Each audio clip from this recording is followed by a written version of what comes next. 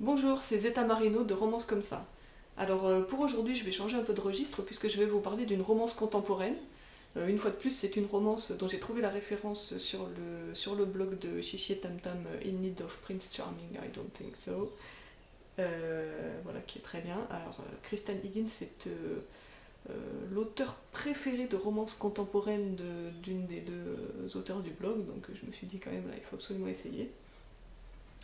Je vais donc vous parler de Until There Was You de Kristen Higgins. Le titre français c'est C'est toi que j'attendais. Voilà. Donc derrière ce titre qui est affreusement banal et passe-partout, c'est vraiment une très bonne romance contemporaine que je classerais dans on va dire dans le new adulte.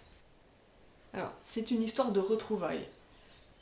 Histoire de retrouvailles, c'est un peu casse-gueule parce que de temps en temps on voit des histoires où voilà, alors les deux héros sont sortis ensemble, ils se sont complètement déchirés, ils se retrouvent 15 ans après et miraculeusement ils ont changé, ils ont évolué et pouf pouf ça marche. Oui, bon. Là c'est quand même un peu différent puisqu'on comprend au fur et à mesure de l'histoire que d'une part il y avait quelque chose qui les liait quand ils étaient connus dans le passé, mais ils n'étaient pas sortis ensemble. Et l'auteur montre très bien pourquoi, en fait, pourquoi finalement c'était pas le moment et, et pourquoi maintenant ça l'est. Donc c'est vraiment crédible.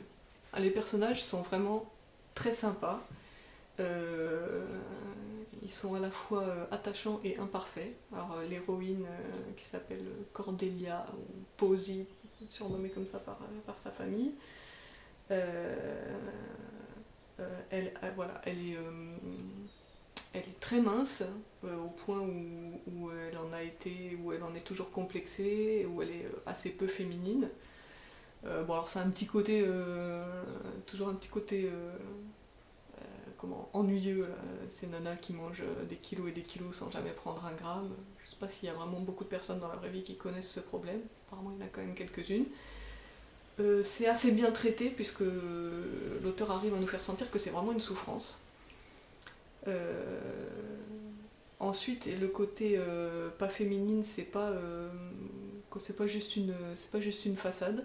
D'ailleurs, j'ai beaucoup aimé la façon de l'auteur de déjouer un peu tous les clichés qu'il pourrait y avoir. Par exemple, à un moment, cette héroïne qui n'est pas du tout féminine euh, se prépare pour une soirée et il y a sa cousine qui, elle, est au contraire très féminine, une bimbo qui l'aide à se préparer. Et là, on se dit, ouais, super, ça va encore être une scène où elle va descendre l'escalier avec sa jolie robe, son maquillage.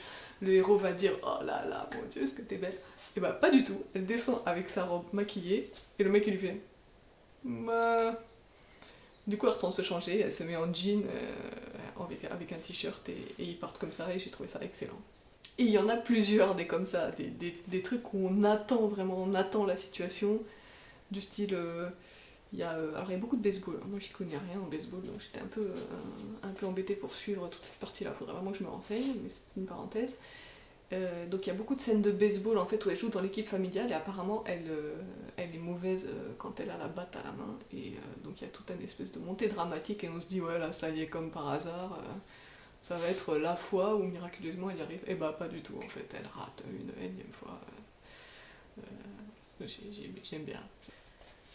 Ce que j'ai trouvé super intéressant dans ce livre, c'est le héros. Alors, déjà c'est une histoire à double point de vue, même si on voit quand même beaucoup plus le point de vue de la demoiselle.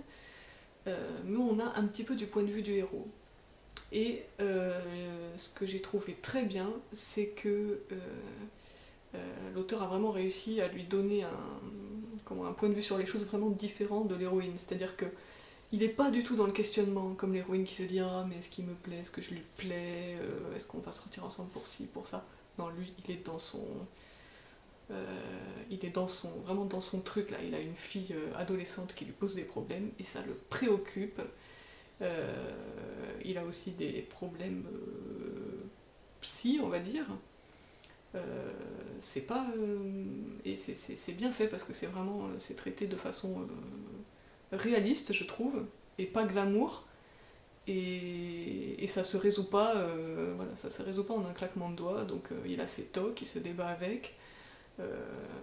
Il passe son temps à poursuivre sa fille pour vérifier que son petit copain garde ses mains là où il faut. Et de temps en temps, voilà, ça lui vient vaguement à l'esprit l'histoire, avec Posey, mais c'est pas au centre de ses préoccupations. Voilà. J'ai trouvé que c'était assez réaliste dans le truc point de vue masculin qui reste bien dans le concret. Alors, dans le livre, il y a une galerie de personnages secondaires qui est assez sympa. J'ai trouvé qu'ils étaient un petit peu too much quand même, un petit peu too much. La copine Kate avec son fils adopté qui est fusionnel et le frère et le beau-frère gay qui vont adopter, blabla. Bon, c'était un poil too much. Par contre, j'ai bien aimé les deux petits jeunes là, ça c'était assez mignon. Il y a aussi la fin. Alors la fin, si vous aimez les happy end, happily ever after et tout ce que vous voulez là, vous êtes servi, c'est-à-dire que non seulement l'histoire se finit bien, mais elle se finit encore mieux que bien avec des trucs qu'on n'aurait même pas pu espérer. Voilà, c'est pas forcément obligé, mais c'est pas déplaisant, voilà, on va dire que c'est vraiment une lecture d'où on ressort avec le sourire. Alors j'ai dit new adult, pourquoi? Parce que il n'y a que très peu, enfin voire pas du tout en fait de scènes de sexe. Voilà. C'est complètement suggéré.